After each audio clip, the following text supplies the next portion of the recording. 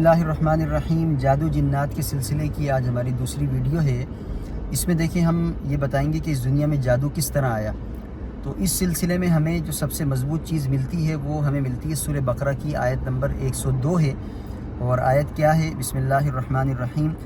وَاتَّبَعُوا مَا تَتْلُو الشَّيَاطِينُ عَلَى مُلْكِ سُلَيْمَانَ وَمَا كَفَرَ سُلَيْمَانُ وَلَكِنَّ الشَّيَاطِينَ كَفَرُوا يُعَلِّمُونَ النَّاسَ السِّحْرَ وَمَا أُنزِلَ عَلَى الْمَلَكَيْنِ بِبَابِلَ هَارُوتَ وَمَارُوتَ وَمَا يُعَلِّمَانِ مِنْ أَحَدٍ حَتَّى يَقُولَا إِنَّمَا نَحْنُ فِتْنَةٌ فَلَا تَكْفُرْ الی آخری۔ اللہ پاک جو ہے اس آیت کو صحیح انداز میں ہمیں سمجھنے کی اور اس سے مفہوم سمجھنے کی توفیق عطا فرمائے۔ میں نے آدھی آیت پڑھی ہے۔ اس آیت میں اللہ رب العزت نے جو ہمیں بات بتائی ہے، سکھائی ہے، وہ یہ کہ حضرت سلیمان علیہ السلام کے بارے میں یہودیوں نے ایک غلط بات مشہور کر دی تھی۔ وہ بات کیا تھی؟ وہ بات کہ اللہ نے یہاں پر تردید کی ہے کہ نعوذ باللہ سلیمان علیہ السلام جادوگر تھے، اور انہوں نے جادو کے زور پر اپنی ساری سلطنت قائم کی ہوئی تھی۔ یہ آپ کو بھی معلوم ہے، ہمیں بھی، کہ سلیمان علیہ السلام کو جو اللہ نے بادشاہت دی تھی، وہ اللہ کے نبی تھے، جو ان کو بادشاہت ملی تھی وہ اللہ کی طرف سے عطا تھی۔ وہ ہر چیز پہ ان کا حکم چلتا تھا، چرند پرند پہ، ہوا پہ، سب چیزوں پہ ان کا حکم چلتا تھا۔ تو یہ اللہ کی طرف سے عطا تھی۔ یہودیوں کے اندر بعض شیاطین نے، وہ شیاطین جنات میں سے بھی تھے، انسانوں میں سے بھی تھے، انہوں نے یہ غلط الزام لگایا سلیمان علیہ السلام پر کہ انہوں نے جو یہ ساری سلطنت قائم کی وہ جادو کے زور پر کی۔ اب انہوں نے اس کے پیچھے لگا دی۔ آیت کا ترجمہ دیکھیں، بسم اللہ الرحمن الرحیم۔ وَاتَّبَعُوا مَا تَتْلُو الشَّيَاطِينُ عَلَى مُلْكِ سُلَيْمَانَ۔ یہ یہودی ان منتروں کے پیچھے لگ گئے جو سلیمان علیہ السلام کی دور حکومت کے اندر شیاطین پڑھا کرتے تھے۔ شیاطین وہ منتر پڑھا کرتے تھے۔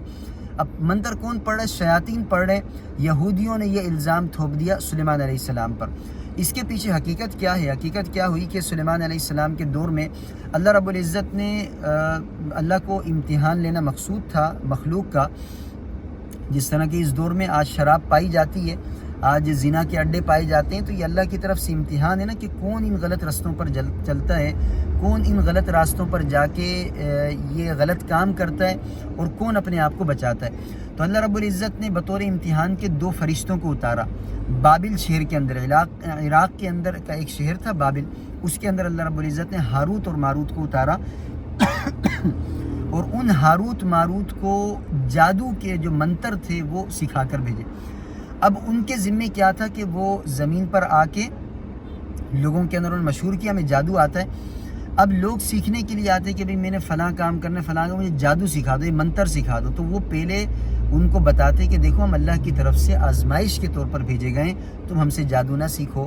جادو اگر مطلب ویسے ہی عام جادو ہو تو بھی وہ گناہ ہے، گناہ کا کام ہے، اور اگر اس میں کفریہ اور شرکیہ چیزیں کلمات شامل ہو تو پھر تو وہ کفر ہے۔ تو انہوں نے کہا کہ بھی جادو نہیں سیکھو، اللہ نے ہمیں آزمائش کے لیے بھیجا ہے، تمہارے امتحان کے لیے بھیجا ہے۔ نہیں، وہ پھر بھی ضدی تھے، پتہ نہیں وہ پاکستانی قوم کی طرح تھے کیا تھے، تو وہ ضدی تھے۔ انہوں نے کہا کہ نہیں، ہمیں جادو سیکھنا ہے، ان سے جادو سیکھتے۔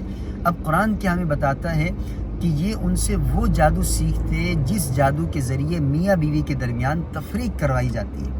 یعنی اتنا زیادہ اس جادو کو وہ سیکھنے میں اپنا وقت لگاتے تھے اور اس جادو کو سیکھتے تھے۔ اگلی بات انشاءاللہ اگلی ویڈیو میں۔ جزاک